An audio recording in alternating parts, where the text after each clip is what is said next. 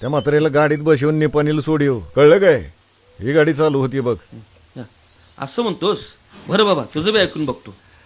देवा, चल बाई चल, चल बाई चल, हो चालू.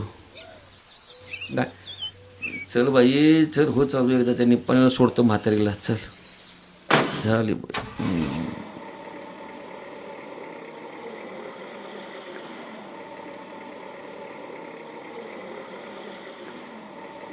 निपाणीला सोडायला पाहिजे म्हातारीला.